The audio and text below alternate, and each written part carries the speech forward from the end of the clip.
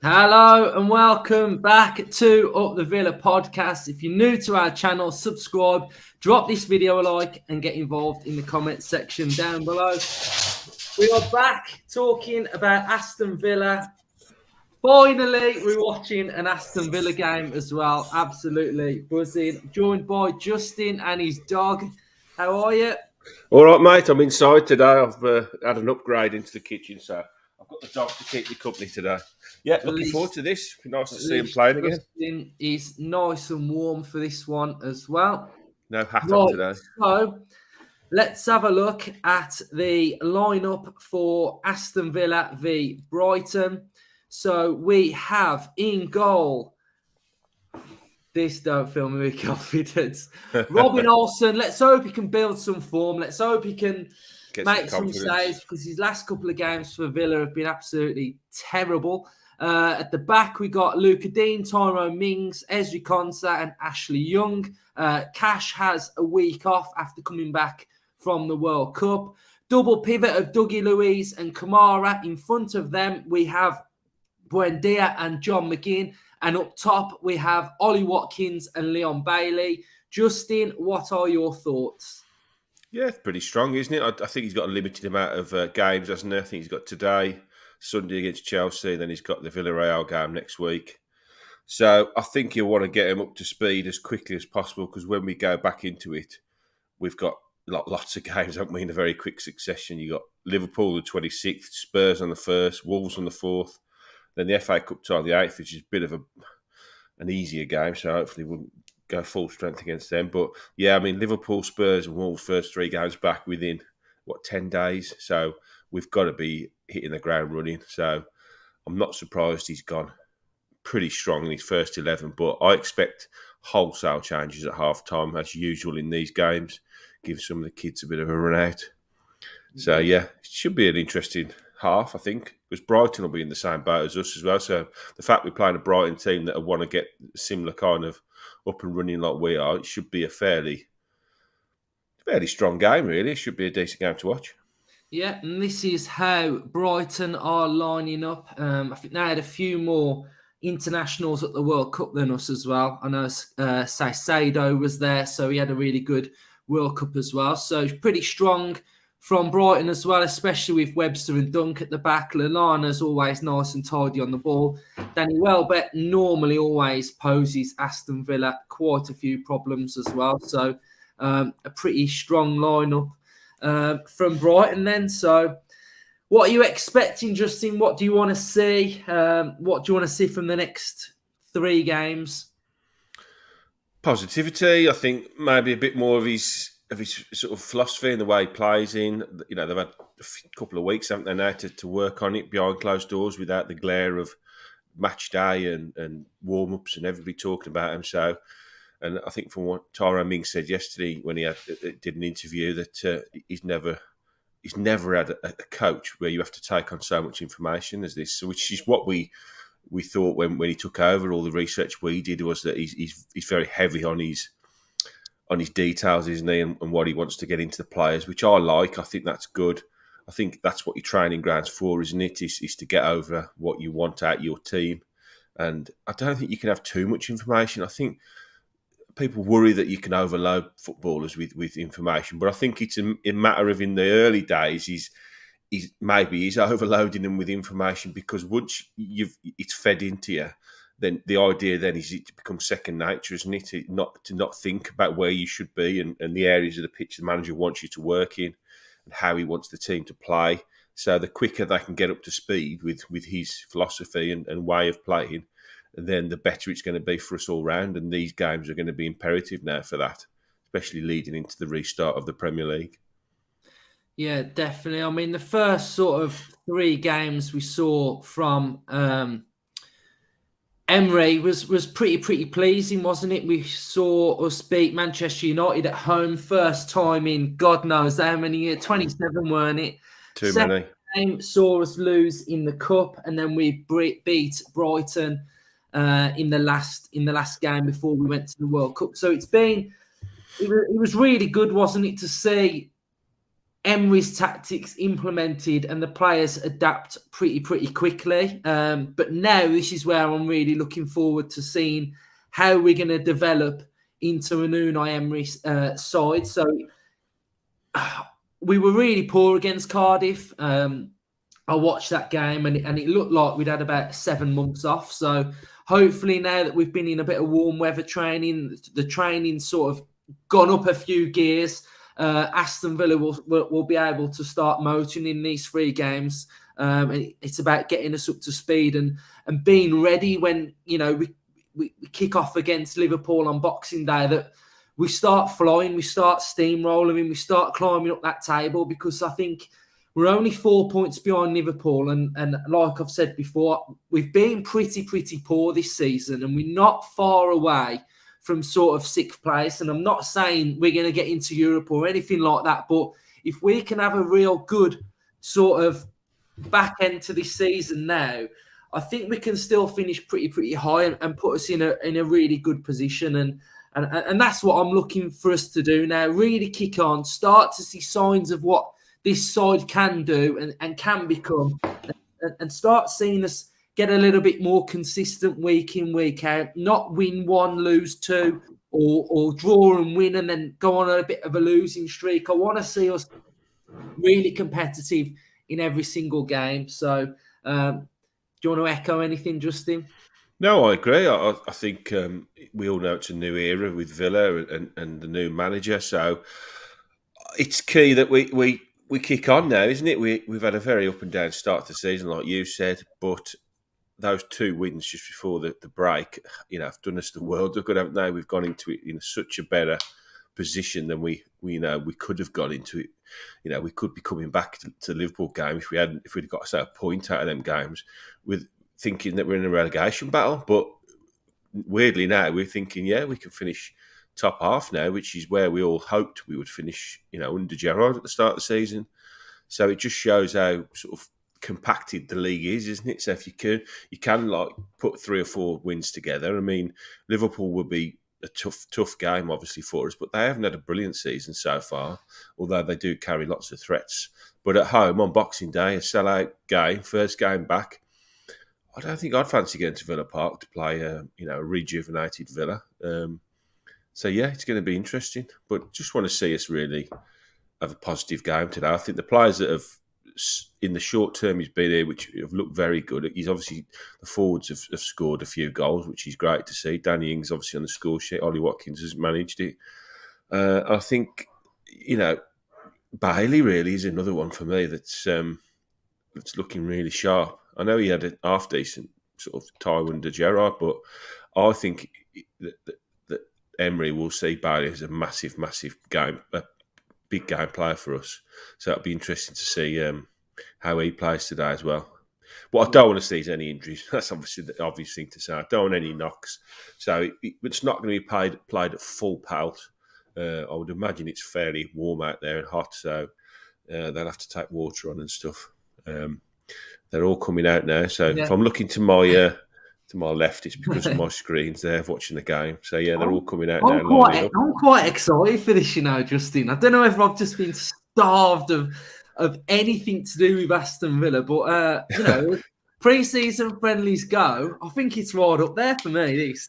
I think it's a good timing as well. I put on Twitter today, the World Cup. It's like going cold turkey, innit? You have like 100 games a day for the first sort of 2 weeks, and then like all of a sudden you have no games. You're waiting for the next one. So this coming today is perfect, isn't it? We can dip into the Villa and see how we're getting on in pre-season and whet the appetite for the restart, and then hopefully go back to the World Cup, see that finish off, and then bang, we're into Villa again. Yeah, so every Villa fan that's watching, if you can drop a like, it'll help push this video out onto YouTube. And if you are new around here, subscribe. Fen is watching in his sixth form lesson. What a legend. Don't get told off, Fen. Yeah, don't get in trouble. In fact, tell him we said you can watch it. Definitely. So McGinn is sporting a new buzz cut haircut. He's gone back to meatball. He has, isn't he? But he looks a bit trim. Looks trimmer, I think. So I think McGinn's an interesting one, actually, talking about players that need to use these games to kickstart the season. And I think out of all of our squad, McGinn is the one, isn't it, that really needs to he hasn't had a brilliant time of it in the 6 months. I think the captaincy has laid a bit of a weight on his shoulders, but there's nothing saying he can't come through that and kick on and have a really good second half of the season. If we get anywhere near back to his best for us, we know what John McGinn brings to your team. And, masses of energy, gets up and down, capable of scoring goals, influencing games. Just haven't seen enough of it, have we? But excuse me, these are games that he really needs to use now and to kick on. thank you, Dino, for the super chat. There you go. Just good two thumbs up. A good positive start there, Dino. And then we've got JJ listening in from Grace Church. That's our neck of the woods, isn't it, Justin? The old Grace Church. I think he's the security guard. I think if he is, if you are JJ, then just have a type in it. I talk to him quite regularly. He's a good lad. Good lad. Yeah, I think I bumped into him as well. So we're about to kick off. Here we go. So Villa's pre-season friendly is up and running. Brighton are just knocking it about the back. Decent little camera angle. This is. It's very good, actually. It's crikey. The pressing started early, hasn't it? Look at that. Five of them in the. We're firing with that press. 23 seconds in. There's five of them in the top right hand corner. Yes, loving that. What minute are you on, Justin? 33 seconds. Yeah, 32 seconds. So you're just ahead of me. So. Yes, Chris, I did say, tell the wife, I said it's fine. Take a couple of hours off, whatever you're doing, watch the Villa. It's definitely that good play from Bailey. Turned away from two players. Driving forward on the right-hand side, surrounded by Brighton players. Still got the ball, still got it. And then Brighton breakaway looked a bit of a foul to me. But I thought that was a foul. Yeah, I did as well. Villa hunting in packs here. So there's a real press on from Villa. So really nice to see, because I haven't really seen a Villa press for a very, very long time. So we're just knocking the ball about the back now. I don't know where this pitch is, but it looks like it's in the middle of nowhere, doesn't it? If seen behind that left goal, there's literally nothing there at all. It's a little desert, isn't there? It looks like a desert, yeah. I think what we'll see is what we obviously saw in the first half a minute is this high press. And I think they'll probably be well aware that most of these will only have a half by the look of it, the way they're going at the first couple of minutes. So they've got nothing to lose with really going for it. And it's good for your fitness, isn't it, as well? Yeah. Just keep... It's a good play from Villa. Oof, so unlucky. So a couple of you are asking what the lineups are. So Villa are playing with Olsen, Luca Dean, Mings, Konsa, Young, Kamara, and Louise, Buendia, and McGinn, with Watkins and Bailey up top. Michael has sent us a super chat. Thank you very much, mate. Really appreciate it. And Dino sent another one in. Someone wants you to read the teams out. Justin, thoughts on England beating Brazil in the World Cup? Wow. I mean, I'll take that all day long. After watching Brazil the other night, imagine that. I think Brazil will make the final. I'd have tipped Argentina, but I think realistically, which I think they will play in the semi-finals, I think it would be a small upset if Argentina beat Brazil. I think they're more than capable of doing it, to be honest. And the way Messi's playing, he's rolling back the years, isn't he? So, but I think Brazil are the stronger side. That doesn't mean they're going to win it. But if I had to put money on it right now, I'd say Brazil will make the final. But I'd love to see Argentina in the final.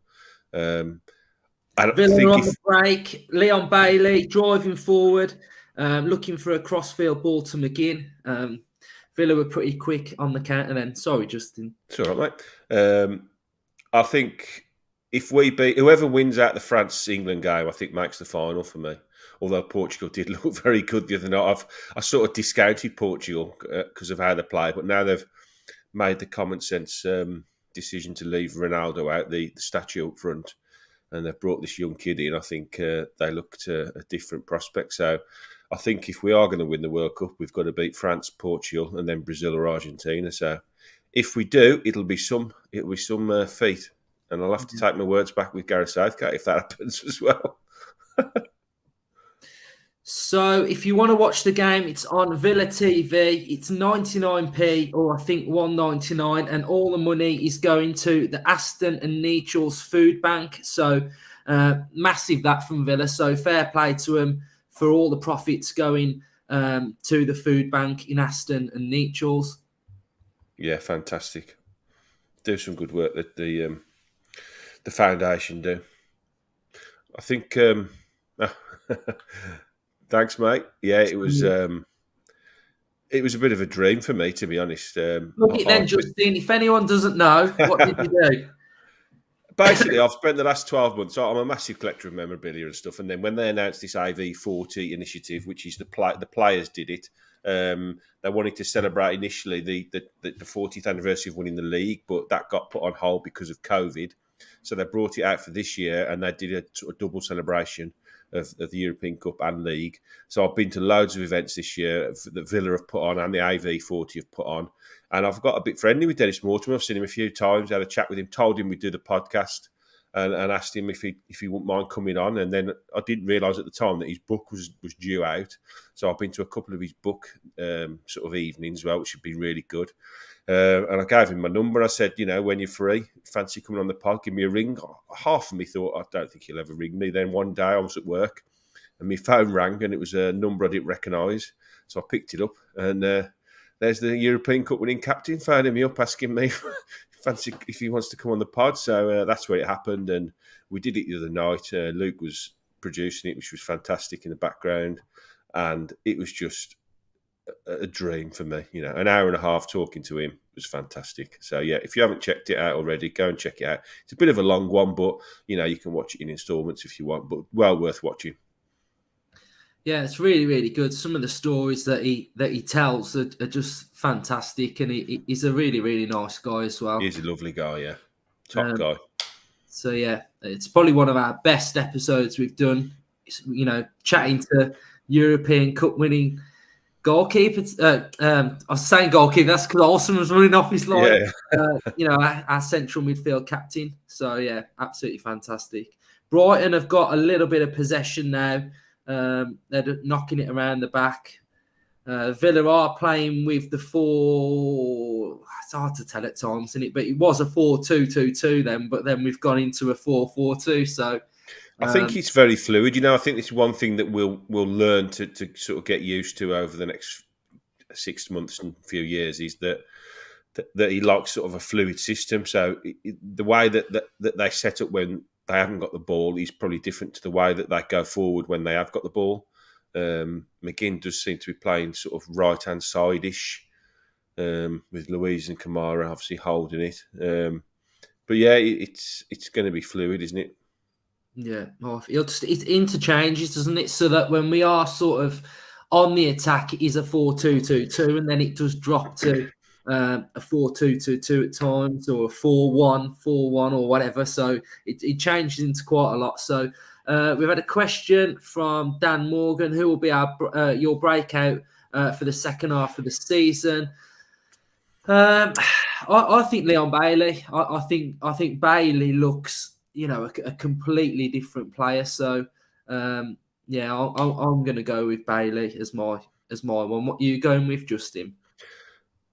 I think I'm going to go with a bit of a wild card. I think Diego Carlos is going to come back from his injury, and I think we're going to be very, very surprised just how good he is. I think he's going to be, hopefully, if he's back in enough time to have a significant part of the second half of the season, then I think, I'm so looking forward to seeing him play. I know that probably means that Constant or Mings probably doesn't play that much, but ultimately we brought him in because he's a top centre half, isn't he? And it's such a shame he got injured. If not him, then Kamara, again, another one that's been out injured. Can't wait to see him have a real run in the team and see how much he can improve. Yeah, so not much has really happened in this game. Looks a bit scrappy. Both sides looking to get on the ball. Brighton look pretty decent on the ball as well. They've probably had most possession in this game. But yeah, Villa have just booted it forward. Yeah, it's looking a bit scrappy in midfield. Luis Yeah, has just bumped I off just my saw way. somebody mentioned that about me tattoo and Dennis. It was I had that done, before I'd ever met him, and I've always wanted a Villa tattoo, and I just thought, right, I'm gonna have one. I decided on what I was gonna have done, and I decided on that image of him lifting the European Cup. But then I met him at Villa, and I showed him, I showed him that I've got his face on my arm. So that was a very surreal moment for me. But yeah, and I wouldn't change it, to be honest. I love it. I love my tattoo. So Brighton have played a long ball forward. Ashley Young back to Olsen. It does look like it's in the middle of nowhere, doesn't it? That's like in the Yeah, middle of a desert, isn't it? it is. Yeah, I suppose it is, isn't it? I mean, I don't know where they've got this pitch from. I think they'll miss Trossard, won't they? Obviously, because he's at the Yeah. World Cup, and I think they had 2 or 3 players from one of the South American teams, didn't they? I think that play for him. Yes. Is it Saicedo in central midfield? Caicedo, yes, that's Yeah. it. I think isn't the 3 of them. They play. Who does he play for? I think it's is it Ecuador. Yes, I think it is. Yeah, I really rate him. He's really good, and that's what Brighton do really well, isn't it? Their recruitment's so good. Basuma left, bring in Saicedo, and he's just as good. You know what I mean? So, Yeah, there's 3 of them actually. I thought there was. There's Estepina, Caicedo, and Sarmiento that all played for them at the World Cup. So yeah, they have a bit of a chunk this in, haven't they? With Trossard as well. and But yeah, then someone in the chat, McAllister for Argentina as McAllister, well. of course, yeah. I'm sure he's done well for them. Yeah, McAllister has to be fair. He looks another one that probably won't be long before he's one of the big money signings, to leave Brighton again. But it works for them, doesn't it? It's a good system. They bring people in. They do well in the Premier League. They get good money for them. They find other people to come in and take their places. yeah. So the Villarreal game. Someone's asked if anyone's going. I'm going to it. I'm sitting behind Emery, so I'm buzzing for that. Upper Holt weren't open when I tried to get tickets, so someone's got tickets last night for the Upper Holt. So Yeah, they've opened it. Yeah, okay. they've opened it. I think they was just doing it on depending on how many people were going to go and opening up, because I think it costs a lot more, doesn't it, to put stewards and stuff in, and Yeah. so they just did it on a sort of stand by stand basis on how many people were going. There should be a decent turnout. I mean, considering it's a couple of weeks before Christmas. Yeah. So team influencers put well done on reaching 10k. Been watching you guys from the start. Thank you very, very much. Brighton starting to look a bit of a Yeah, threat they there. are, They're aren't having a lot more of the ball, aren't they? they? Yeah. Corner for Brighton. Yeah, the James they opened Upper Holt last night. I Right, went in early. I went in early and decided to sit in the lower Trinity. I left it up to my mate to buy tickets for that, and he's bought tickets right next to the tunnel on the left hand side. So I'm not sure what the view is going to be like of the pitch. So that's a really interesting one. Corner to Brighton. Good hands from Olsen. Nice throw out as well. Sent Bailey away. So Bailey a 1v1 on the right hand side. There's everybody Cover coming back now. Corner ball to Aston Villa. That was nice from Bailey, sort of on his own, driving on the right hand side. He had no support from any other Villa player, but he managed to get a bit of a shot off, and we have our corner. So, what minute are you on, Luke? In seconds? 13:04. Okay. So corner from the left, Bailey's on it. Let's hope our corners and set plays are improving as well. Looks like everybody in the chat's asking about João Felix. Now, for me, it would be a massive, massive signing for Aston Villa. But those links that came out from Marsa the other day, they're no mugs to be putting out rumours. So, goal! No, it's off the line. off the Who was that? line. Ollie Watkins. Looked I like think Ollie so. Watkins. It was a lovely whipped-in ball to the near post. I think Watkins gets ahead of his marker, gets a glancing header on it, and it looks like it's cleared off the line. But Luca Dean's down injured now. I don't know what's happened there. This is what we don't want: is any injuries. He looks. I don't know. Actually, he looks okay. Something's happened there. There's a big melee in the box. Lallana and Konsa are going at it. Yeah, so back to João Felix. It was coming out of Marsa, I think can't even remember what day it was.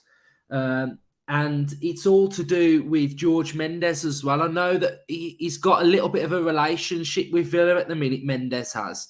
Free kick to Villa, sorry. He's got a little bit of a relationship and he's friends with Suarez. And there's something to do with Emery and Mendes as well. So, I mean, we just got to keep our eye on it. You know, the fact that Villa are actually linked with him is just, you know, it's massive in itself, I guess. So, insane. Shows a bit of ambition. So you have to just keep an eye on it and see what happens. Yeah, I think Mendes got. I think Suarez used Mendes to get Emery to Villa. Yeah, and I think he seems to be slightly distancing himself away from the Wolves now, where he did a lot of work there, obviously, and it seems to be more. He's leaning towards sort of sorting us out now, which isn't a bad thing because you look at some of the players he's taken to Wolves, been fantastic. But I'd be surprised if Felix ends up at Villa, but that would be probably our greatest signing of our history, if I'm honest, because of his age. People are asking who Mendes is. George Mendes is basically a super agent. Is he Ronaldo's agent? I think he was. Whether he still is, probably is, yeah. And he's been the one that's been behind Wolves getting... great free kick from Luiz, saved from their keeper, pushed out for a throw-in. That was a great free kick, that was. Yes, to the replay. Yes, so basically he's a super agent and he's the one that's been bringing that whole Portuguese contingent to Wolves. So, you know, he's got the contacts to bring the players in, basically. So, yeah, it's interesting to see that we've sort of got this little bit more of a relationship with him, really. I think what's nice is that we've been linked with the real top players now. I mean, the reason I'd be surprised is because a player of his calibre at his age, you would think would only want to play in the Champions League, go to a club in the Champions League. But if we were to get him, then that sets down a huge marker to the rest of the Premier League in Europe that we're in the business to be at the top of the game. Yeah, definitely. I can already say that this is 10 times better than Aston Villa v Cardiff. There's a press, there's pressure, there's more energy, there's more life in us. Tactically, we look a little bit more screwed onto this one. So Villa really pressing from a Brighton goal kick. So we've got players all over the ball. So we're pressing really well here. Yeah, we've won from a Brighton goal kick. We've pressed it, then they've given the ball, put the ball out for a throw in right by the corner flag. So it's, you know, they're all over him here like a rash, aren't they? Yeah, so I'm just going to share the screen. Someone wants to see our lineup. So that's got Olsen in goal, Dina, Mings, Konsa, Young, Kamara, Luiz, Buendia, McGinn, Middle East. Ramsey, not Ramsey, but it's great. Watkins and Bailey up top. Yeah, notable absentees today. I think Ramsey, obviously, Sanson. So I'm presuming maybe one or two of them have maybe got little knocks, but you wouldn't think they're going to lovely play on the edge of the box again. Dewey Luiz, puts it past the post. Nice little play on the edge of the box again with Bailey and Luiz. Very sharp 1-2. You would think maybe one or two of them might have little knocks. You're not going to risk any of them, are you, in these kind of friendlies? Luiz is getting a couple of little sighters in there, isn't he? You know what? It's nice to see Dewey Luiz get further forward as well, because we all know that, you know, he probably should be scoring more goals. Brighton keep persevering with this passing it out from the back, Lark, don't they? Yeah. They're very brave. We've won the ball back again. Watkins on the left-hand side, putting a lofted ball. McGinn, edge of the box. He's picked out Luiz again. The box. I'll tell you what we're doing here. We're winning the ball back really, really quick. So at the minute that Brighton get the ball in play, Villa are snapping and pressing, and we're able to retrieve the ball really, really quickly, which is good to see. I tell you, this has been an impressive 20 minutes for me. Yeah. Without Popping the ball, Villa around, have lovely. been really, really good here. Every Villa player is snapping at the heels of a Brighton player, so it's really, really good to see. So we've got over 285 of you watching this watch along. So if you can all drop a like on the video, it'll help push it out further onto YouTube as well. And if you are new around here, subscribe to the channel. Justin has disappeared. I've no idea where Justin's gone.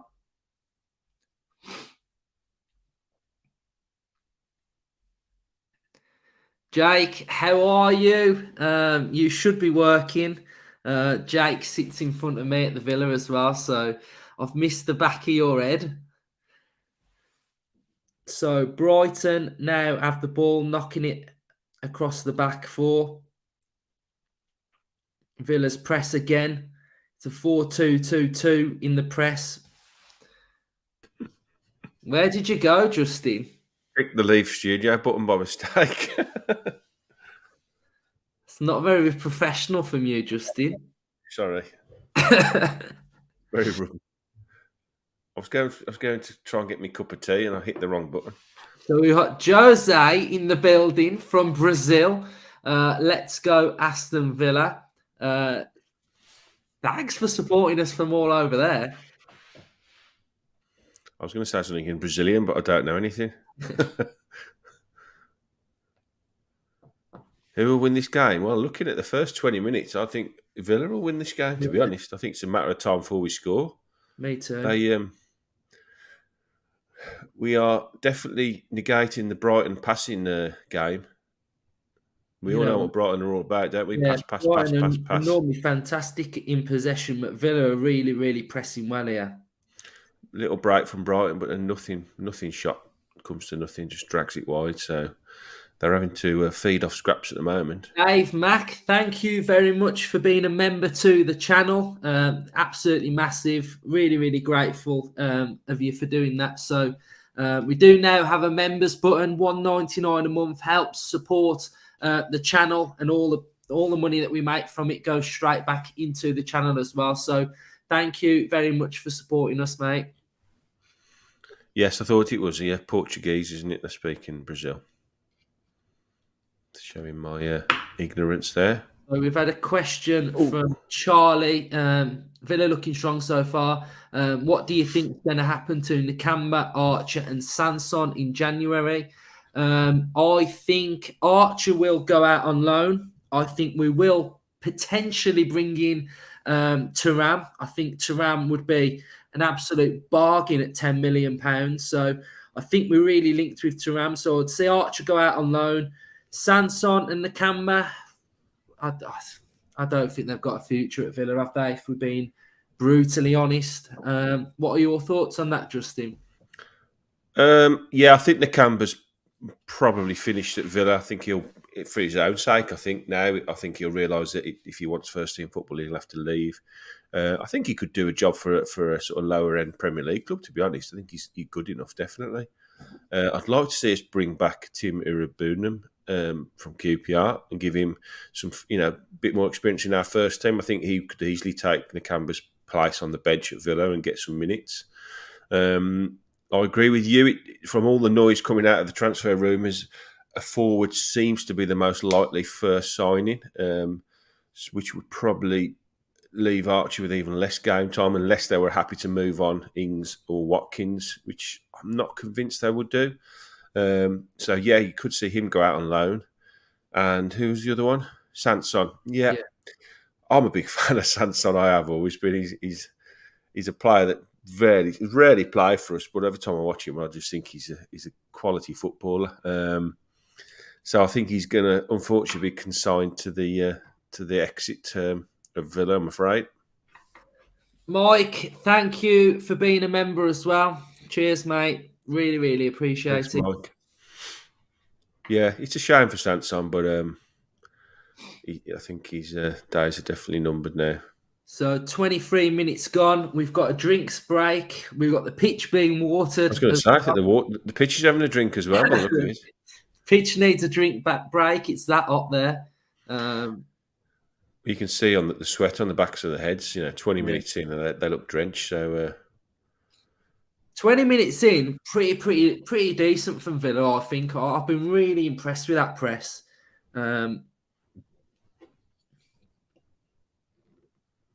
Just showing a little chance that Brighton had.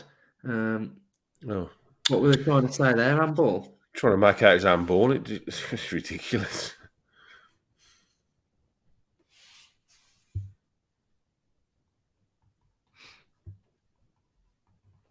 Let's try and get through a couple of these. Anyone asking it where we're watching? It's on Villa TV. That's where we're watching it. Commentary on over the official one. Thank you.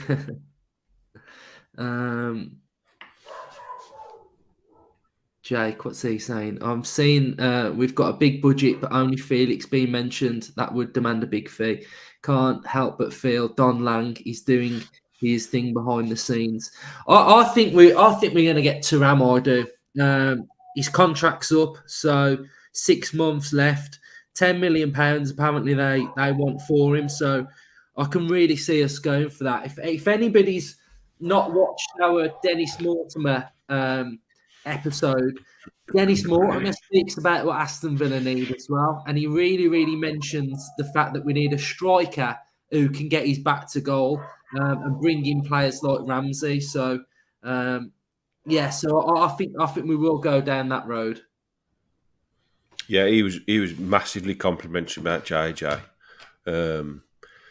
Basically saying we should build the team around him, that he loves the way he plays, that he's always looking to go at teams and drive forward, and that's what you need in a team. I mean, the team he played in, that's why they were so good. They were a counter-attacking, unbelievable team. Tony Morley himself driving from the middle, Des Bremner. So you can see why he would like a player like Ramsey, his positivity. And I agree. I think he's a fantastic talent. I think if he can just bring that extra bit of consistency, he'll be fine. I mean, he scores goals already, doesn't he? So I think him and Bellingham for the Euros. That's my tip. What's your dog saying, Justin? He's having a nightmare upstairs. I'm going to have to go and give him a smack in a minute. I obviously won't. I'll go and tell her off. I think she can see the postman. So the play is back on then. Villa playing out from the back. John McGinn picking up the ball, crossfield ball quickly, and it's gone back to their goalkeeper. So 26 minutes gone.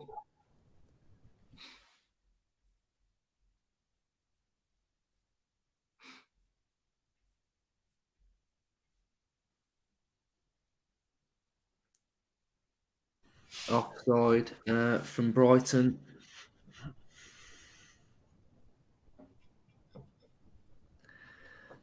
Someone said your dog can sense we're about to concede. I hope not. She's a nightmare when she sits in the window upstairs and starts barking at anybody walking past. Oh, corner there. Pressed by Brighton there, the edge of the box, trying to play it out from the back, and we've conceded a corner. Let's hope that doesn't come back to haunt us. Sending up the big boys from the back. Looks like Dunk's coming up. Brighton are normally pretty strong from corners and set pieces, aren't they? Yeah. Interestingly, Villa have gone for the all claret and Brighton have gone for the all turquoise.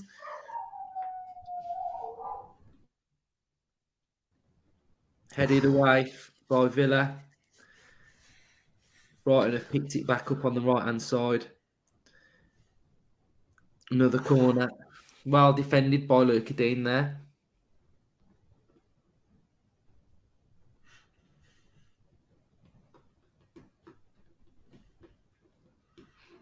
Dave has said the surroundings of the pitch look like they're playing in Area 51. Oh, yeah, just waiting for the UFO to land on the pitch. We've got 300 of you watching now, so if you can hit a like, it would be absolutely massive. Subscribe if you are new. I think the tempo's dropped slightly now, but I think that's to be expected if it is as hot as it seems out there. Yeah. Especially the way we're pressing. Our tempo has been fantastic so far. To be fair, it's a fantastic run out for us, isn't it? By the look of this game. Yeah. Come on, we've won the back high up. Leon Bailey fouled. Oh, surely, ref. Bailey was sort of like manhandled to the ground, but there was a quick fire little break there. But the Brighton player did a little tactical foul, so the move sort of broke down. But Bailey looks on it, doesn't he? He looks. Yeah, I tell you what, I've been impressed with Bailey now. When he first came into the Premier League, he never had that physical strength, did he? He's always had the ability, but I think over sort of 12 months or so, he's realised that you can have all the ability in the world, but if you haven't got that strength to hold people off and take, and I think he's worked on that really, really hard, and he's added that to his game. Bailey did give the ball away, but Villa won the ball back again really, really quickly. Oh, giving it away again. Actually, I'm trying to feed it into John McGinn's feet, but just couldn't find his man, and he's gone out for a... Let's see if we do the high press again, because it looks like they're going to try and play out from the back.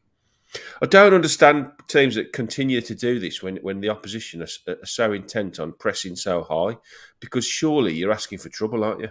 Yeah. You're asking for one of these times when we nick the ball off from the edge of the box to punish them. Villa have won the ball back again really quickly. We've done so well all game. It's going to backfire on Brighton at some point if they carry on doing this, because we're going to nick the ball back and we're going to have an overload on one of the sides. I think it's the first time I've seen Mings on the ball. Yeah. And Brendan, to be fair. McGinn's just lost the ball back. You can watch the game on Villa TV, $1.99 or 99p, and all the money goes into the food bank in... Is it Nechel's, Justin? Yes. The Brighton are knocking it around now on the right-hand side. Mings has come over across to shepherd the ball.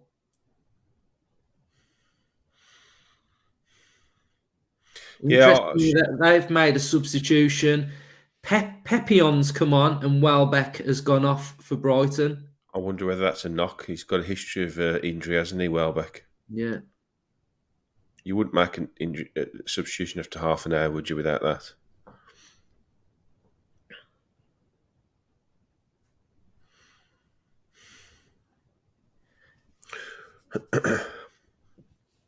Yeah, I'm not sure on the Coutinho dilemma, I think, which is coming down the road. Obviously, at the moment, it's not a consideration because he's injured, but I think they have to make another substitution, Brighton, by the look of it. Is it Dunk? Dunk going off now? No, I think it's that kid that's... Might be Webster. Is it Webster? Yeah, he hasn't obviously got a decision to make at the moment because he's injured, but my concern with Coutinho is he's undoubtedly got ability. The problem now is he's not, I don't think, at the level to do it week in, week out. I think if you could afford to put him in the team every game, then you'll just have flashes of him now in a game. And can we afford to carry a player that, have flashes of genius in the game? As much as that occasionally would come to fruition if you nick a goal 1-0 and you win a game, a tight game, that's great. But does he give you that 90-minute player that you need, especially in an Emery team when he demands players to be on it all 90 minutes? And the other consideration for me with Coutinho is the wages that he takes up at the club. For a player that's not going to be playing regularly, would you rather put that money into a top signing that's going to play?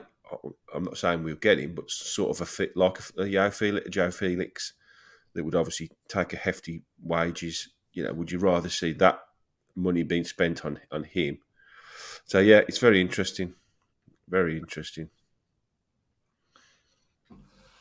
Still 0-0. Aston Villa 0, Brighton 0. We've got Sean here joining from New York, originally from Harborne. Love the podcast. Play. Thank you very much, mate. Whereabouts in New York, Sean? I went last a couple of years ago with my wife. Loved it. Absolutely loved New York. Definitely want to go back there. So whereabouts are you? So Villa have pressed Brighton all the way back. Keeper's got the ball. Yes, Brock, I agree. That's what I'm saying. When he first came, he looked like a ridiculous signing, but he hasn't been able to get that back, has he now? Which is a shame. Such a shame. H in the building. Yes, Hannah is in the building. Skiving off from work, I see. Hannah.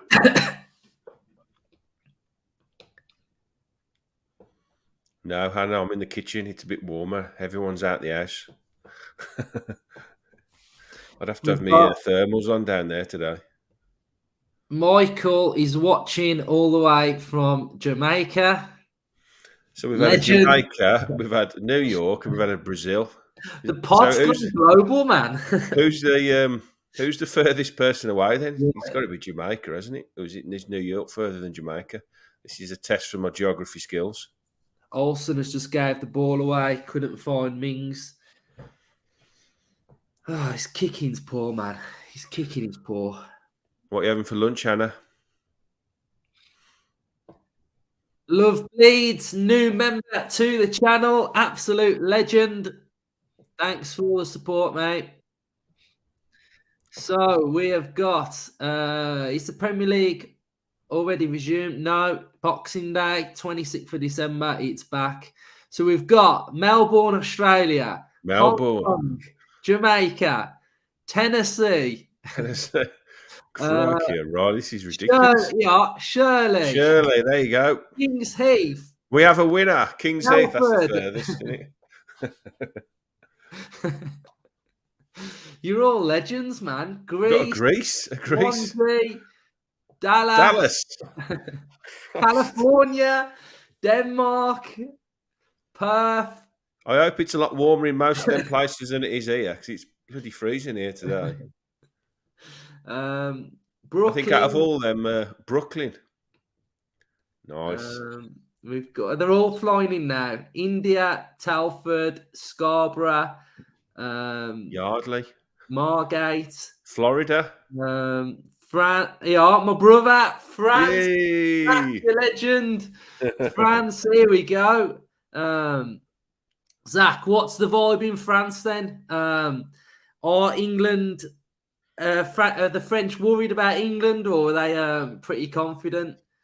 Northfield, Reading, Bristol, Yardley, Kings Norton. I've noticed a Margate as well. Florida. Right, so we're saying Jamaica's further away than New York, but I think Melbourne's the winner so far, isn't it? Australia, it's got to be. Isle of Man, Bangkok, Paisley, Leamington. Got Thailand there as well. Helsinki, there's one for you. Some regret. Yeah, this is like Up the Villa podcast on tour global. Villa are actually playing in a friendly, by the way. Good ball has come across, and I think is it Dunk that had to deal with it. He's had to kick it out for a corner. Bailey on the right hand side with his right boot, unusually for him. Nice ball in there. Nobody attacking the far stick. It went. I think Watkins had gone near post and the ball had just lifted over his head. It looks like it's going dark quickly there, doesn't it? Doesn't it? No, I've got the floodlights on. The lights. We've got another member. Thank you so much, mate. Cheers for your support on the channel. Your bro says they're confident, Luke, but they always are. Yes, I'd be confident if I had Kylian Mbappe up front.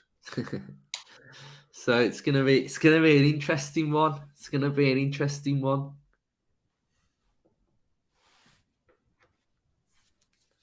Oh, Villa boy, I hope everything's all right, mate. I hope the whatever you're having done goes well. And fair play for being up at Do you know 12:41 what? in the I morning. can't believe where everybody watches It's this mad. podcast from. It's mad, isn't it? Mental, that is. Just seeing all them coming up then was mad. Oh, the keeper flapped it. I think we've had a chance. Ashley Young. Little off volley. It's gone out for another corner. It looks like they've changed the take now. It looks like Doug Louise is going to put one outswinger in. We've tried the in-swingers. He's not going to shoot from this side, is he? Zach Unless said he's got an amazing outside the boot. He doesn't fancy getting in a scrap. Just wear your England top. Hannah's asked how it's been. Not that many gilt-edged chances, but the one thing for me is the Villa press off goal kicks in general, really, really good. So I've been really, really impressed with that. Again, Brighton are trying to play out from the back, but Villa are really, really pressing well. They're having fun, and this press is brilliant, absolutely brilliant. To be fair, they've played that very well out from the back. That's the first time they've managed to pass the ball out from the back and get over the halfway line. But we're still on them. We're still on them, hunting them down. They're having to work for every pass, aren't they? Absolute massive fan of the channel, has become a member as well. So thank you so much, mate.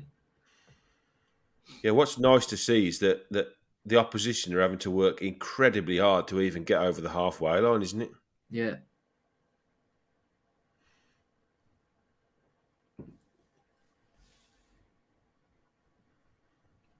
England play on Saturday night at 7:00.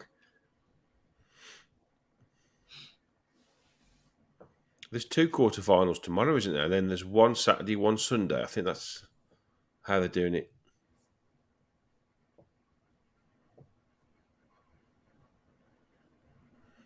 So yes, JJ, I agree. The pressing is in the modern game. I think pressing is huge, isn't it?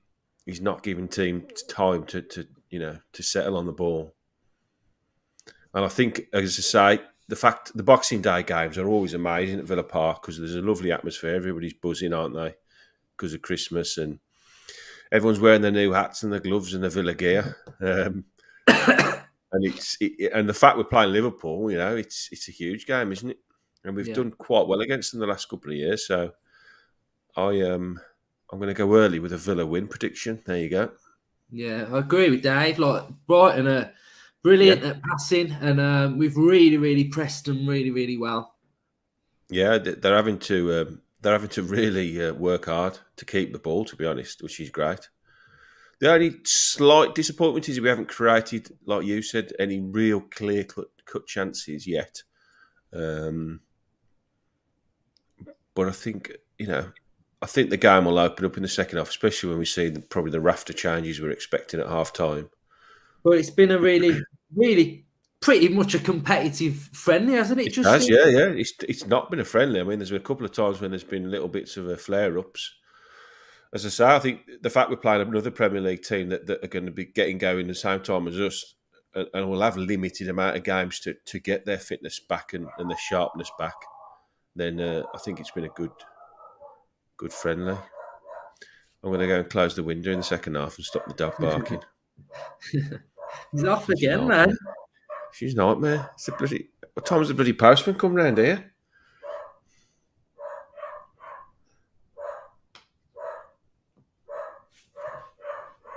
Game slowed down a little bit now. Brighton in possession, and they've just kicked the ball out of play.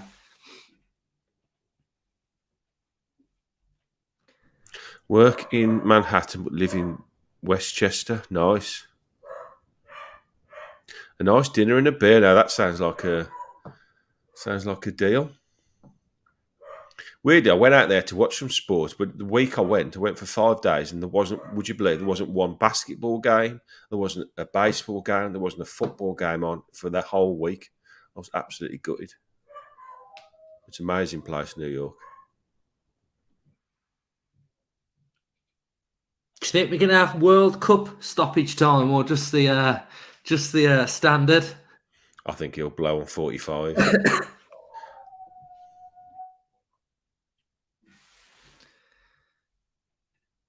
Yes, we did hit 10k subscribers. Thank you very much, mate.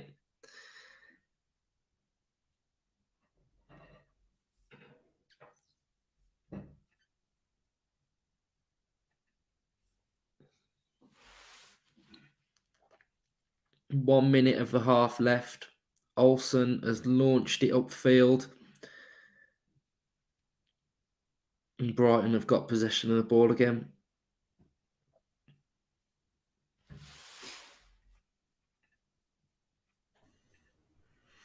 Let's hope we don't concede a stupid goal at the end of the first half, because we've done well. We've done very well. Very impressed. I'm so glad I've watched this game. It's given me the itch now to get back down Villa Park. Yeah, well, we're there a week today, aren't we? Yeah. Villarreal, 2 minutes of added time. Should we do a watch driving on the forward break? now with Dougie Luiz. Bailey Bailey. Crossfield switching the ball. play. Oh, it's just a heavy poor touch touch. from Yeah, Buendia. poor touch from Buendia. We should do a watch along behind the dugout next Thursday. Yeah. Set the cameras up.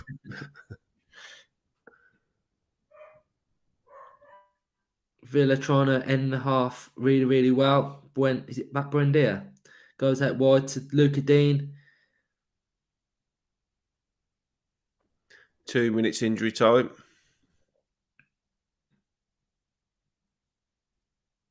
I think that's going to be it, isn't it?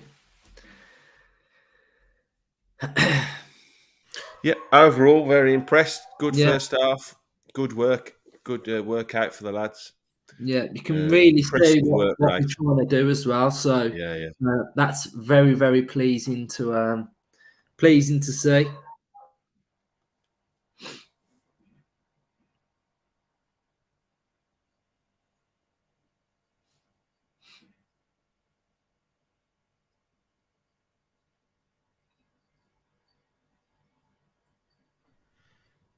I think Brighton are just happy to get to half time now. I won't be surprised if we don't chase him into the dressing room the way we've pressed him. He's got to blow up now, surely. They'll be having their half-time cup of tea and John McGinn will be going through him. Oh, chance for Brighton. I think it's offside, is it? Oh, no. Saved by Olsen. That's the first shot on target for them. That was that's probably the first big chance of the game, wasn't it? Yeah. Ball went down the left-hand side and a cutback, and the Brighton player just fired it straight into Olsen. The old daisy cutter.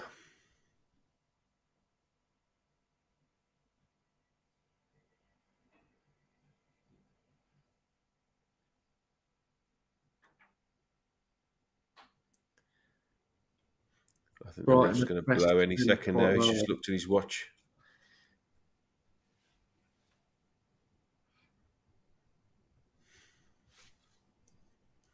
Right, there we go. Half time. So thank you everyone for watching the first half with us. We had 380 of you in the building as well, so massive. So what we'll do, we'll just put the team on the screen, and then we'll be back for the second half as well. So we shall see you in a little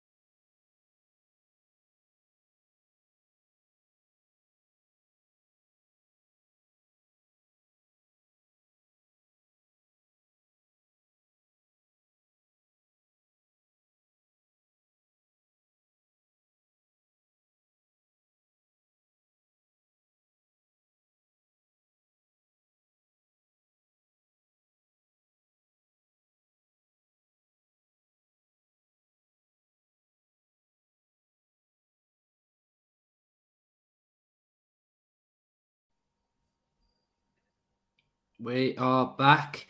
So Brighton are back on the field. Evo has asked how are we playing. Pressing really, really well. We're not giving them any time on the ball, so out of possession it looks really, really good. We've just been a little bit loose with possession of the ball as well. So yeah, a little bit loose at time, a little bit rushed, but all in all, I'd say it was a really good run out, and you can really see what we're trying to be, which is really, really good. So coming off the back of before Emery came in, I think at the minute for me, it's night and day. What would you make of that first half, Justin? Yeah, I'd echo what you're saying. It was a really intense first half. I think that they got into their work pretty quickly. The high press was the standout feature. Just watching them come out now, doesn't look like there's many changes. Looks like they're going to go with the same team by the look of it for the first maybe 10 or 15 minutes, give them a good hour. But yeah, the high press was the real standout for me. Brighton liked to play it out from the back from goal kicks, and all but I think one time where they managed to get up to the halfway line, we'd nicked the ball off them by the time they got to the edge of the box, which is brilliant, really, because if you can win the ball back there, you're already ahead of the game, aren't you? So yeah, very good. Yeah, very good. I was very impressed. Apart from scoring, I don't think they could have done much more, to be honest. And in a friendly, it's all about getting your fitness up, isn't it, and getting your touch back. So yeah, quite a good start, I think. Justin, the game is live, so it just kicked off for the second half. Great name there as well. Yeah.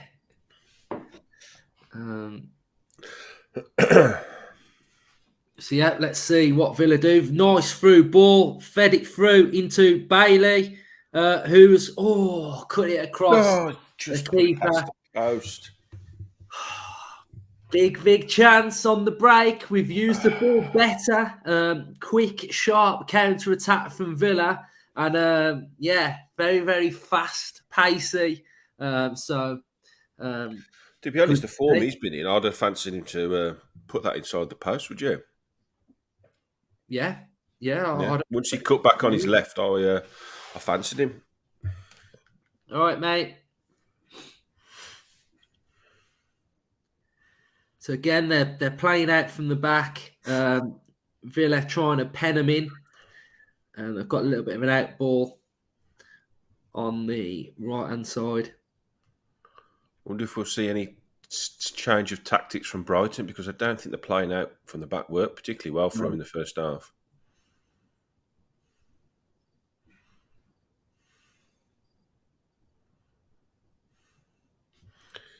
How many subs have we named? Have we named tons of subs, have we? We've got 1, 2, Marshall, Ziyech, Feeney, Chambers, Bogard, Augustinson, Ravan, 13. Reiki, Kay Young, Tommy O'Reilly, Archer, and Ings.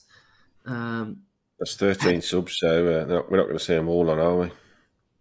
Don't know. What can you do in a friendly? You can make as many as you want. Yeah, it means you have to change somebody twice. I don't think that'll happen, really. I think a couple of younger lads probably won't get on.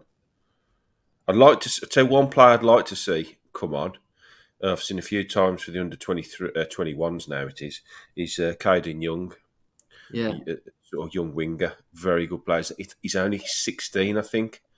But I read today that a lot of the first teamers have been really impressed with him in training. So that's an interesting one if he can get on the pitch. Yeah, Villa breaking with Dougie Luiz. McGinn finds Bailey, flicked him through to Watkins. The pass was just a little bit poor. Villa pressed it again. Nice touch from Wendy on the left-hand side. Lovely touch that was. Dougie Luiz has done a little flick to Watkins. Villa keeping the ball really, really nicely here. Dougie's looked bright, hasn't he, today? I think he has looked bright. One or two good positions in the first half. He's got a shot away, which, again, I'd like to see him do more of.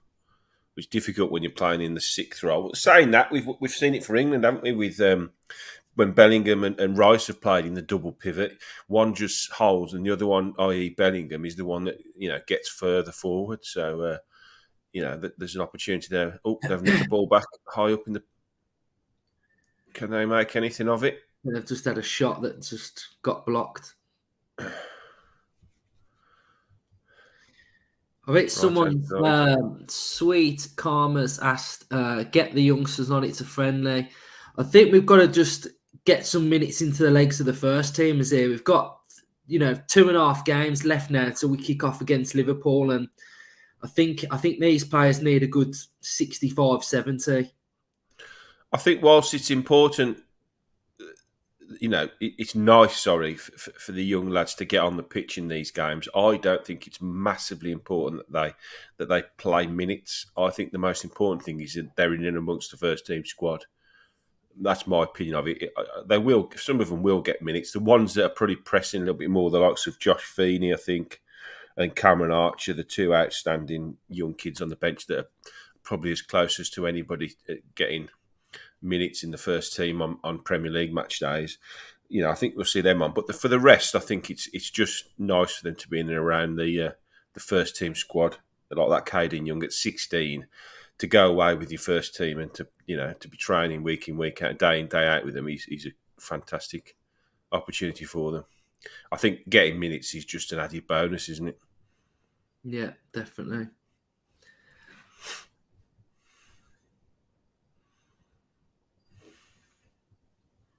Yeah, it's just a weird time, isn't it? Especially for the squad to have a little bit of a mini layoff. It's I think they had about a week off, didn't they? And it's a big thing to sort of have a bit of a break during the season and not playing any game time, and then rocking up on the 26th of December to play Liverpool. So it's important that we get back. And probably we look sharper than before because, the way we're pressing here, it looks like we're a yard quicker than what we were before this break, in my opinion. We're pressing well. I think you can almost see a scenario unfolding a bit like when we had the COVID break with Dean Smith. Obviously, it was a different position because we was in a deep relegation battle then. But he used that period very well, didn't he, to reset the team. Different scenario here, obviously, with the change of manager just before the break. But, you could almost see another reset happening, can't you, where we have had some positive results under Emery before the break, but that's just helped him really focus on what we can do now and going forward. Yeah, Brighton definitely look a little bit more sharp, don't they? Yeah, definitely. They've just had a chance. It's just been teed up at the edge of the 18-yard box. And just fired over the bar. So we've had a few questions about the Seville keeper. I'm guessing that's the one that plays for Morocco, the one that made the saves in the penalty shootout against Spain. I think we would be looking to bring in another keeper. Is that Bono?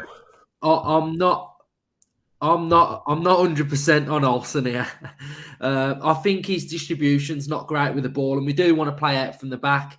If anything ever happens to Martinez, it would worry me. So, yeah, I feel like we will be looking at a keeper. But this new keeper from Seville, I think it's like any keeper, isn't it?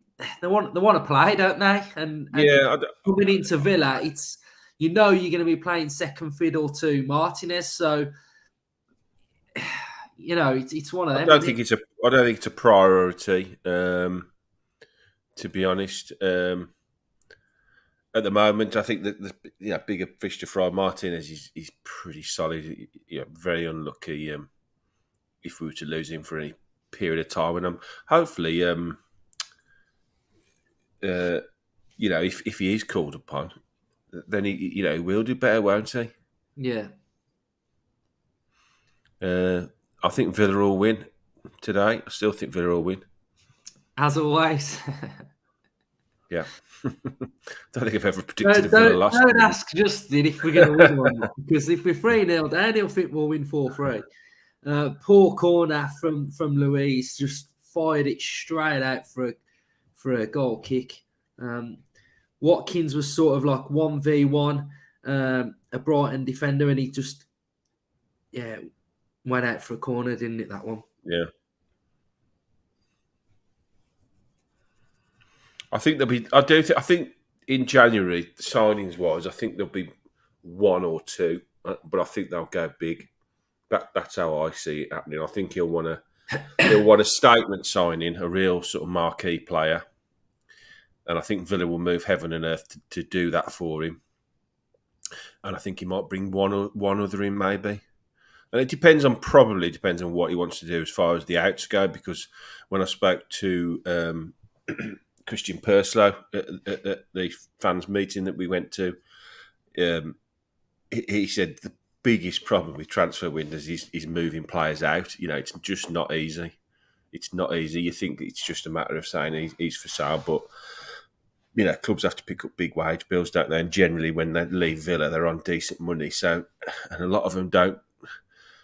Most players that we release or let go or don't want anymore aren't going to clubs as big as us, so they are reticent to spend the money on the wages that probably we will buy. So it becomes harder and harder to move players on, and you have to move players on to just free up space, don't you? Villa on the break now. Watkins is trying to break. Watkins, he was driving forward, and it's like he's touched it a little bobble, and he gave the ball away.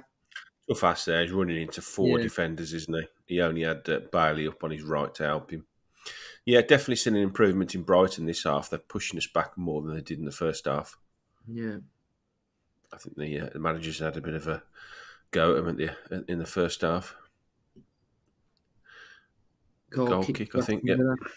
Yeah, and I do feel like whoever comes in, player-wise, we're now looking at starters, aren't we? We're not looking at squad players to come in. So I think it's going to be a little bit like what happened with Luca Dean, in the sense of if someone's available, ready, and it works for Villa, then they'll come in. But if I'm being brutally honest, I don't really feel like we have to go all out to bring someone in this window. I think I agree. If the squad stayed the same as what it was, then just go with it. I think we've got enough to finish top half as it is. And then in the summer, we can really, really go for it. So, I just think as if it's not a first team coming into this side in January, then, I'm not really too fussed, to be fair. No, I agree. I think that's just the way I am with it. No, I think we are at that point now where we're not having big rebuilds anymore. We don't need big rebuilds anymore. What we need to do is improve the first 11, and to do that, our first 11, in my opinion, is very, very good. So to improve anybody in that first 11 is going to take a lot of money. So big signing fee, big wages. So it becomes increasingly harder and harder to do that, doesn't it? Especially without Europe as well, because the bracket we are looking like we're buying in now are all players that want Europe, don't they? So that's also very difficult. You always have to incentivise them more with wages, which becomes more difficult, doesn't it, to sustain with the sort of money side of things. So it's not easy. It's not easy taking the club onto the next level. Again, Brighton doing well down the left-hand side. Yeah, they're definitely looking a lot brighter. I wonder if we're tiring a little bit with this heat. Yeah, Buendia's won the ball, coming forward now on the left-hand side. Still coming forward. Watkins to Buendia. Can he find Bailey? No. Two men on the right there overlap. He never used them. He should have found Bailey in that instance then. There was an overlap as well in the right. He could have just found one of them. We'd have had a 2-on-1. I think we're going to bring in a striker. I think we'll bring in Thuram. And I think what that will enable us to do is hit the striker quickly and then bring more players into play. That's what my vibe is. I think a striker, central midfielder, and that's what I think we'll go for now. Going back to my chat with Dennis Mortimer, that's one of the points he made when I asked him about his thoughts on the current Villa setup. He likes to see a forward which you can. He called it the wall, where you basically your midfielders feed the ball, so they play with a back to goal. He said a lot of Premier League strikers play, with a facing towards goal and want the ball played into them, or they want like a worldy pass over the top into feet. he likes to get up the pitch by using a big target man that plays with his back to the wall. So your midfielders, his point was, for like JJ, who likes to run with the ball, you can run, beat a man, look up. You've got, your centre forwards looking at you. You can feed the ball into his feet, continue with your run, and go for layoff. So if that Thuram is that kind of player, then it's something we don't really possess. Watkins is through. Couldn't quite take the ball challenge. with him. Yeah, Watkins is not that kind of player. Is he? You've got Danny Ings, who's a penalty box predator, and you've got Ollie Watkins, who likes to play, with facing goal with the ball fed into him. So we don't possess that target man, really. Watkins is okay at it. So, yeah, that would be an interesting signing if we went that way. Because I think a big target man allows you time to progress up the pitch, doesn't it? Yeah. I like him. Yeah. And Bolo has had a fantastic World Cup. I think he would. I'd rather him over Thuram. Yeah. From what I've seen of him, I know Thuram hasn't played much. And like I've said before, it's going to be interesting to see where Emery feels like this squad needs work. Because at the minute, we're playing with Watkins and Bailey up top. We're playing with McGinn and Buendia sort of like either side of those just behind. And then we've got that double pivot. Now, does he feel like in the position that, say, McGinn and Buendia are playing in, that's where we need a little bit more in central midfield? So maybe one of those positions is an area where he might look to bring in someone else in sort of in midfield as well. So I think it's going to be really interesting to see. If you can all look back to when we played Brighton and we had that sort of back six, didn't we? And we did really, really well to defend the lead. But if we had sort of like a bit more of a presence up top, sort of like target man vibes, it would have enabled us to relieve the pressure a little bit more. So I do think striker-wise, it's something we're going to be looking at. And then we've also... I'm with you though on the point that if we didn't do anything, I wouldn't be overly annoyed, to be honest, because I think just improving the squad we've got, we can get into the top 10. Yeah, I think as it stands, we're 4 points off 6th place. So and it's notoriously difficult to sign players in January, and so unless something like that's absolutely you can't turn your nose up at crops up, then I think I wouldn't get mad for signing people. I think from watching Villa, I think what would annoy Emery is that at times we give the ball away too much, and I think that's something that needs work on. I think this is where you need to see the emergence of Kamara as a massive force. Yeah. He's done well today, to be fair, but he's just sat there, he's just tidied things up. He hasn't got forward much, but that's not his job, is it? I think that's where we've seen Dougie Luiz use the fact that now he's got a real out-and-out six behind him, that he's used that to free his game up to get forward a little bit with McGinn. Interesting, they haven't made any changes yet. I expected them at about 60 minutes, so I wonder whether they're going. Then if you can, all drop a like on the stream, pushes it out onto YouTube, and we'll get more Villa fans in here, basically. So if you haven't hit like, then please do so. Subscribe to the channel. Brighton looking a little bit more dangerous. Watkins that's a foul. Watkins did well there. Bit of hold up.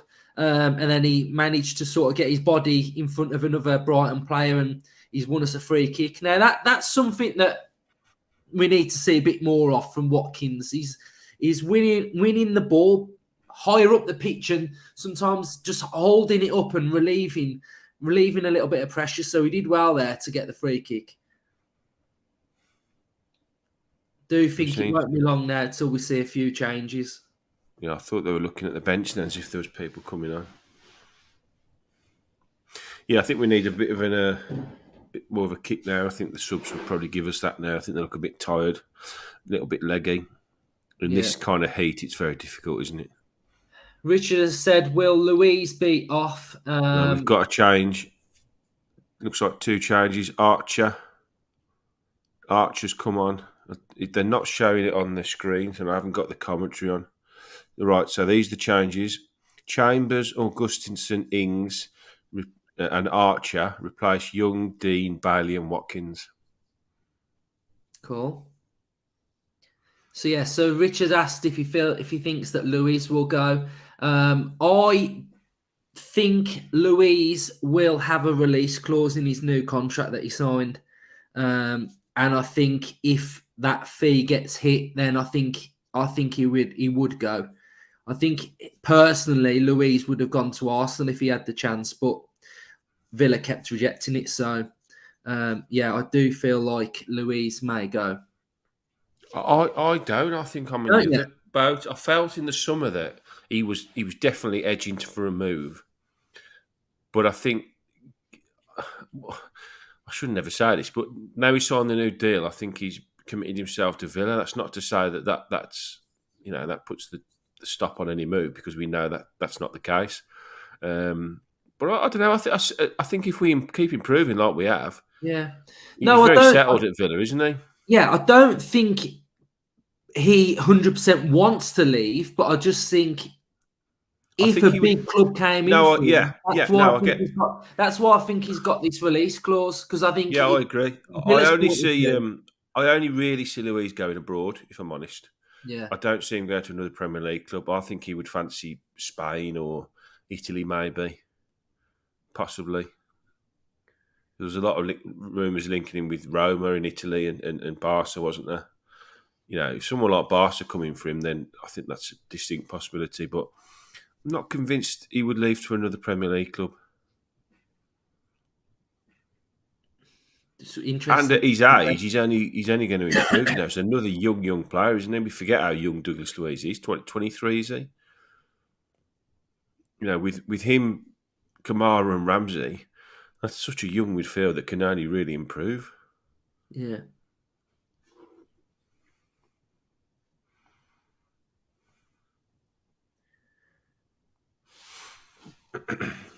Yeah, the only disappointing thing with this game is the lack of clear-cut chances we've made. I think we had the one with Bailey. Can't remember one in the first half.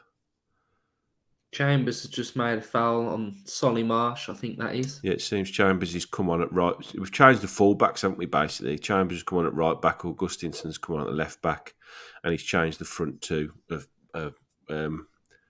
Watkins and Bailey for Ings and Archer. Interesting that Archer's playing off Danny Ings then in the Bailey role. Yeah. Nice to see him get a few minutes, isn't it? Let's see what he can do. As we know, give him the ball and he scores a goal, doesn't he? Cameron Archer, he's a finisher, isn't he? So what we got here now, is that a free kick? Yeah, free kick. Louis, Kamara standing over it. McGinn lofted ball to Archer, who's chasing it. Back to the keeper. Oh, back to the keeper. Danny Ings. Yes, Villa 1-0. Absolute really disaster.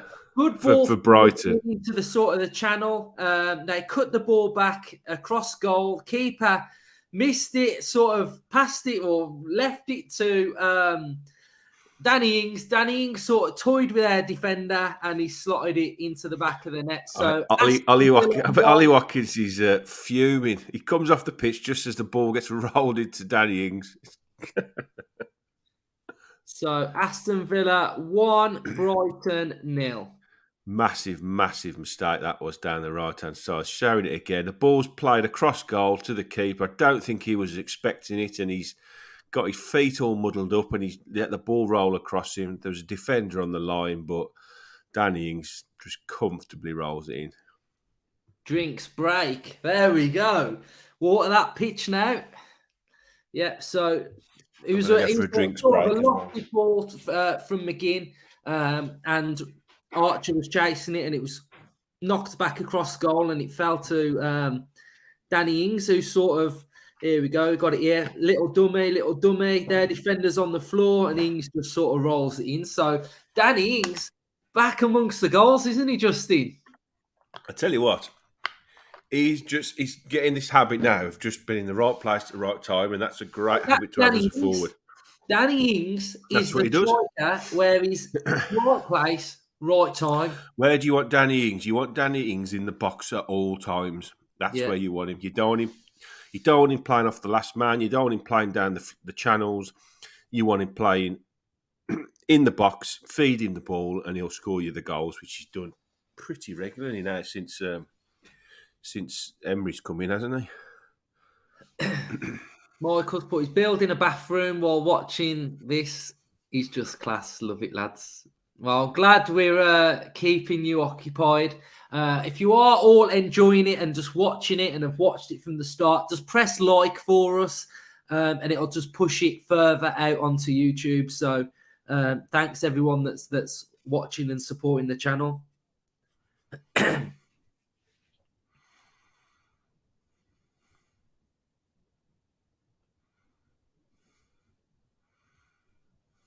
Danny Ings has got how many goals is he on at the minute now for Villa this season? He got 2 against Brighton. He got 2 against Brentford, I think.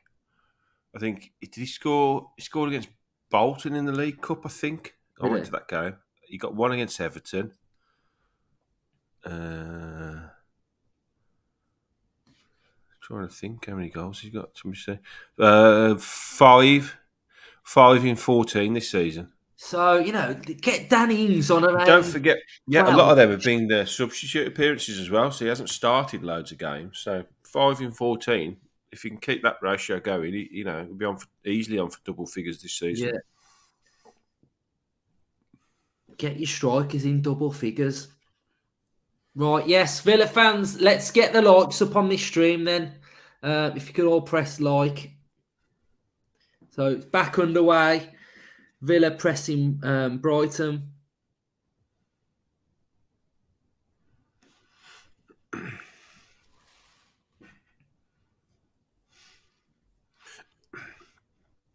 Let's see if Brighton have even more of a go.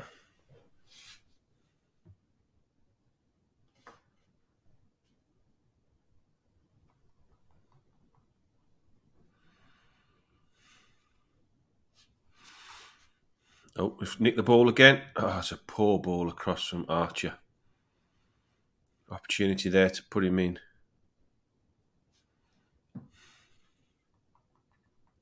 Martin is listening and watching at work on a set of accounts. He's on his own and his staff are off ill. But don't get your maths wrong, otherwise you'll be in trouble. Villa have won the ball back again and now going to start building from the back. Good tackle, that is.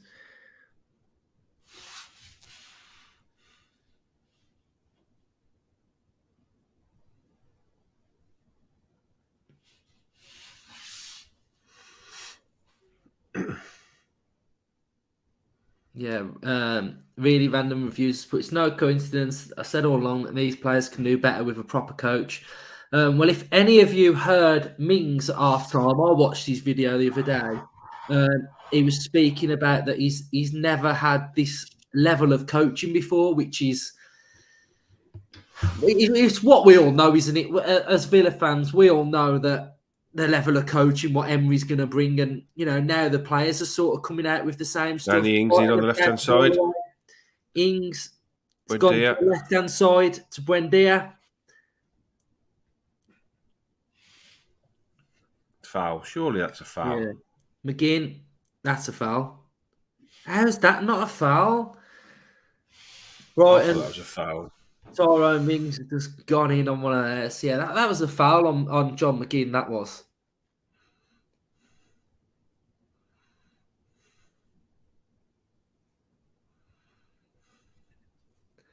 JMX, but thanks for putting this up, guys. I'm in the US, so I can't stream it, but this is great. No worries, mate. Danny Ings scored the goal, yeah. Oh, Brighton. Mings has just gone in. Brighton through. They've scored. Oh, that was poor. 1-1. Right through the middle. That's a poor goal to concede. Switched off, down the middle, rolled it through, and he buried it in the bottom left-hand corner. Disappointing. Yeah, I do wonder whether they're a little bit leggy now. I wonder whether he's maybe could have charged it a bit earlier in the middle. It's a good play, though. It's a good finish. I think Chambers could have done better there as well. I think he could have come across, put a challenge in, yeah. Sort of waiting for him to take the strike. Disappointing. Undav scored. Game's suddenly woken up.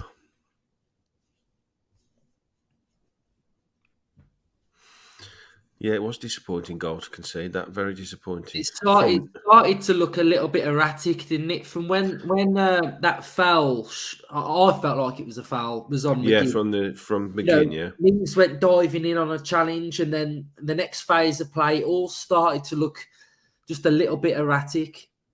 They didn't go back in time and reset the shape. The shape wasn't there, was it? And they exposed us through the middle. Really, 2 passes. They've just shown the finish, but yeah, Chambers there. He goes across to him, and then he just sort of hesitates for a second. You can't hesitate because that gives him the chance there to put it into the bottom corner. If he just goes straight in with a tackle, he doesn't get that chance to get that shot away. So that's disappointing from Callum Chambers there, who is normally just a very good defender.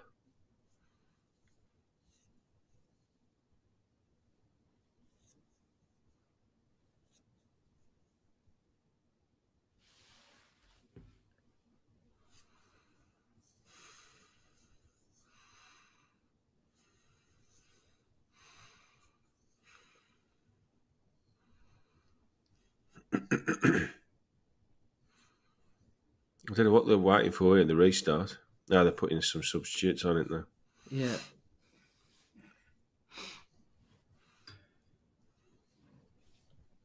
So back underway, 15 minutes to go.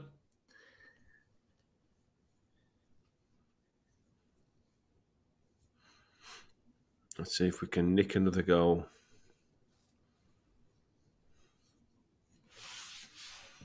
Someone in the chat has asked about criticising Mings. I mean, where's that? I'm just honest. So if a player does and makes a mistake and they're out of form, then I will say whether they're out of form. There's no agenda for me. If he's been poor, he's been poor. But I don't know whether you're on about this game, but I don't think Mings was at fault for that goal there. No, I don't think he's done anything wrong today. I don't think they've really threatened apart from that chance there. Overall, Mings, it's a difficult one, isn't it? Because he has got a mistake in him. There's no question at all that Tyrone Mings has got a mistake in him, and generally when he makes a mistake, it leads to a goal. Which, when you play at the back or in goal, it's a big problem, isn't it? My gut feeling on Tyrone Mings is that at the start of the season, with the captaincy taken off him, I think he's probably one of our better players at the start of the season, and that's my honest opinion. I think he was pretty solid. Whether long term he's the answer, because we've got Diego Carlos coming back, who I do think will get into this side. I think he's, I haven't seen a lot of him, but he comes with a huge reputation, and he hasn't come here to sit on the bench. So I think Diego Carlos will definitely be a starting centre half by the end of the season, and then it's up to Tyrone Mings to be consistent, isn't it? Unfortunately, he lost his England place because of those lapses in concentration. But I think to a point, he's cut out a lot of those this season. He doesn't seem to dwell on the ball as much as he used to, and that was generally when he got caught out. But I think it's like all the players. I'm not criticising any of them, to be honest, because if any of them aren't up to that level, we've seen that with John McGinn as well. He's took a lot of criticism this season.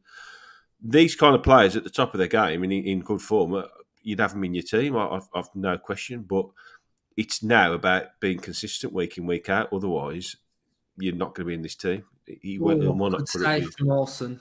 Yeah, he will not put up with lack of consistency now. So, at the moment, for me, he deserves his place in the team. Whether he can hold on to that place, we'll see. We'll see by his form.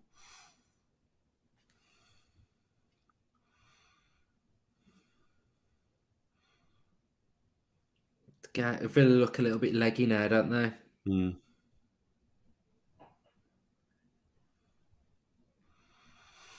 It seems like you're not a fan of his, Mad Dog, from your comments.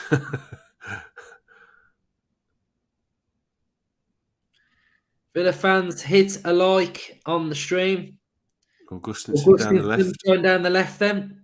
Oh, again, I thought that was a foul. Yeah, mate. Oh, has he? No, he hasn't gone for foul. Where have they got this ref from?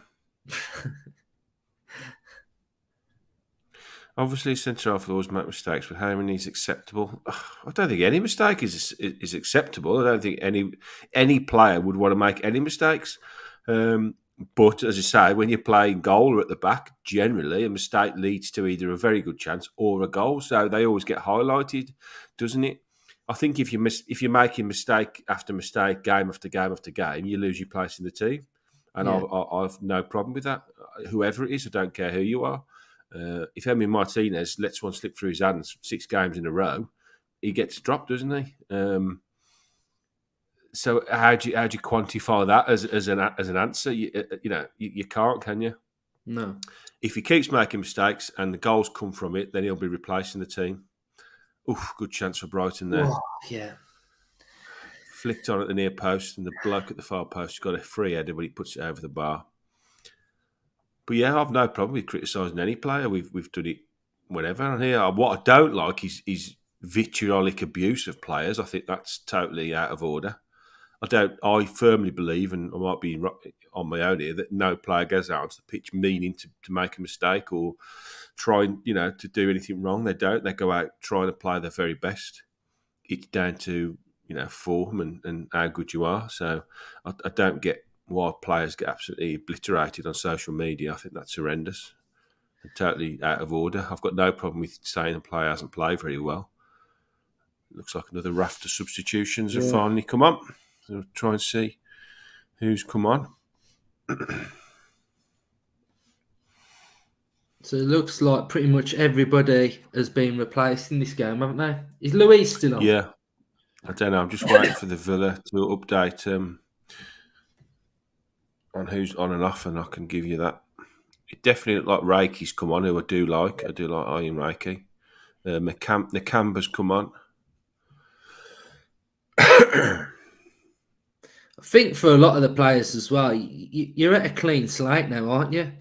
Absolutely, yeah. You've got a new manager that's come in. You got to base it off what we're seeing now, haven't you?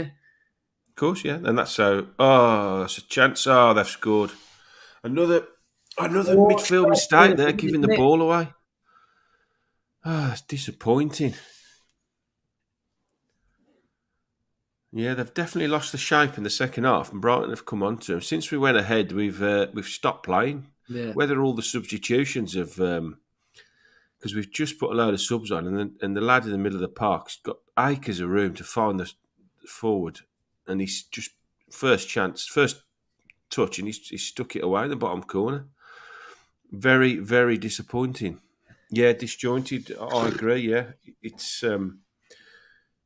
I'm not making excuses for him because it's poor. It's poor. But when you stick sort of 3 or 4 subs on in the middle of the park, it's It's annoying that both goals have just gone straight through the middle of our team, isn't it? I do think the substitutions had a big impact there because just before that, he's taken off Kamara, McGinn and Buendia. So he took 3 midfielders off, stuck Nakamba, Reiki and Young on. And they haven't come on switched on, or Brighton have just took advantage there. And it's poor. Nobody's picking up their men in the middle and they've took advantage. That's very, very disappointing. Yeah, I agree, Jake. Friendlies, they're not massively important, but it's always nice to win, isn't it? Let's see if we can get something out of it. There's about 7.5 minutes left. Yeah, we need to get our foot back on the ball, start knocking it around a little bit. At the minute, we just can't get the ball.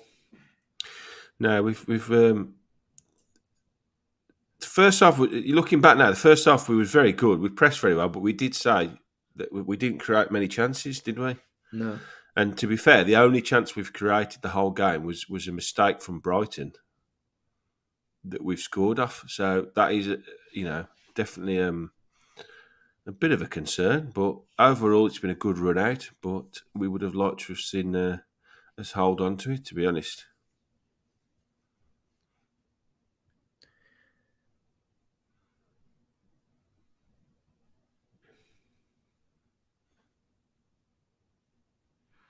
It's given Brighton a real shot in the arm, hasn't it? That. Yeah. But we did say second half they came out with much more, much more energy, didn't they? Looking like they were, definitely trying to get further forward, quicker.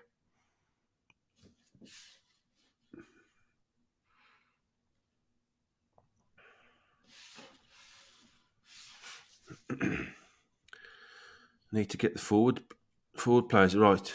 Yeah. Archer, I couldn't feed it through to Ings. Looks like Caden Young's on. It's number 72. Nice to see him get some minutes. Young lad, and he's 16. We've nicked the ball back there. That's good from Dougie Louise. Reiki, Nakamba. Young's on the ball now. He doesn't look like a 16-year-old, does he? He looks like a middleweight. He looks like a middleweight boxer. Feel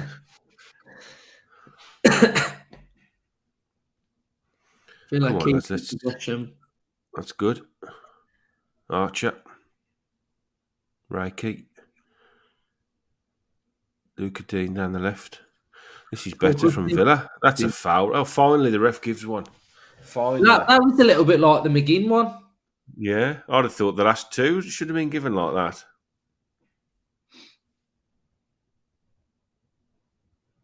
Yeah, it's just light on him, isn't he? Right, let's try and get something out of this. It would be nice to try and get at least a draw out of this now.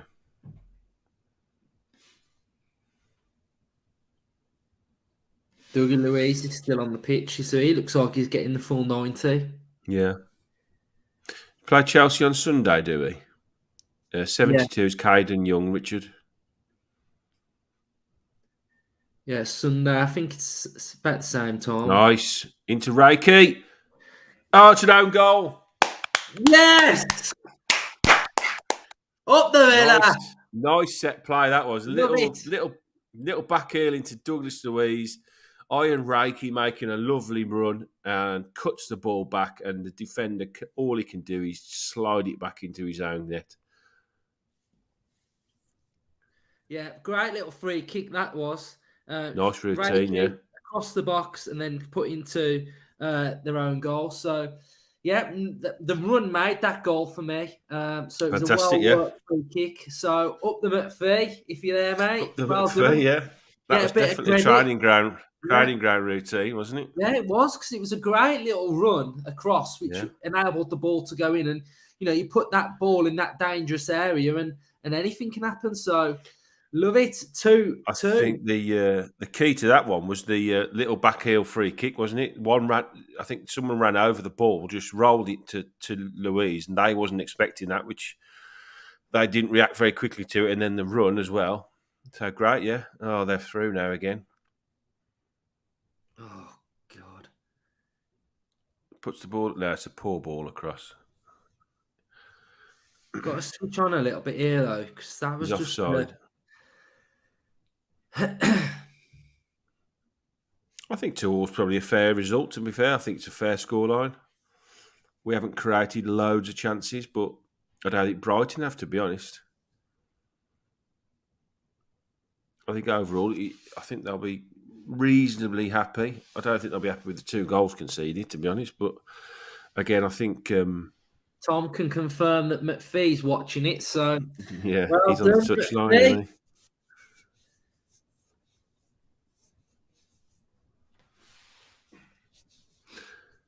Yeah, so I think it's probably a lot to do with the substitutions, especially the second goal.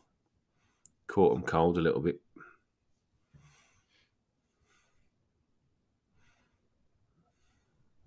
Another foul. The ref's suddenly starting giving Villa fouls. Yeah, it's decided what a foul looks like now. Yeah.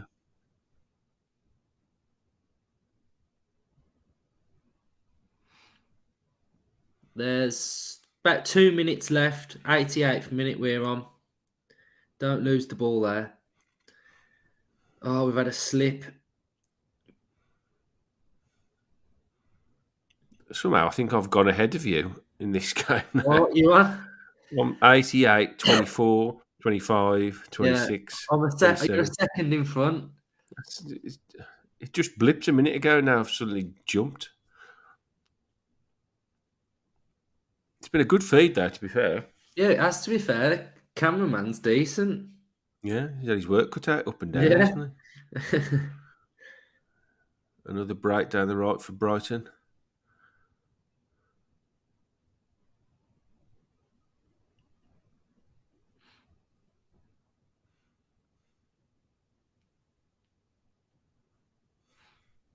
He's done well there, the left back. Yeah, he's turned it. Oh, it's a good block from Konsa. That is a good block. They're looking bright on the edge of the box again. That's a poor shot. Was it a corner? Did he take a deflection? They're working it well there. Villa were pending. Corner.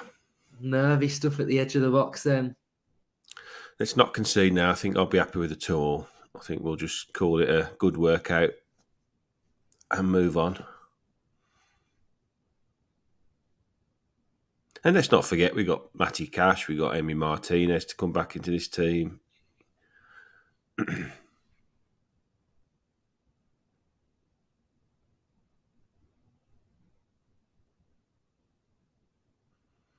Quick corner, whipped in, good header from Mings. Can't get it away. It's scrappy at the edge of the box. Last stitch stuff here. Whipping the ball in again. He's over it. He's over it. Yes, he has gone out for a goal kick. So we're into injury time now. Just waiting to see how long they're going to play injury time. Over 400 watching this now, so hit a like if you're new. Subscribe to the channel as well if you're new as well. Villa playing it out from the back and we've still got the ball. Now we've gave it away. No idea how long injury time. They haven't put it up yet. 2 minutes. Long left. Was it Was it 2 minutes? I think so. They put it up in the first half, didn't they? They put it next to the clock. Yep, Coutinho, Carlos to come back as well. So we've got a lot of players to come back in. And Ramsey, obviously, yeah. Dendonka. Yeah, we've got quite a few missing, haven't we? Yeah, we have. Yeah, really good workout, I reckon. Better than the Cardiff game. We look fitter, we look sharper. So yeah, all in all, I think it's been a really good run out. Pretty competitive. Minutes in the legs for a lot of them, 60, 65 minutes. So that's it. Decent. Aston Villa 2, Brighton 2. Thanks everybody that's watched the stream. Glad you've all enjoyed it. We'll be doing it again on Sunday for the Chelsea game. And then we'll be doing a watch along for England and France as well. So thanks everyone for watching. Hit a like before you go. Subscribe if you're new. Up the Villa. Up the Villa.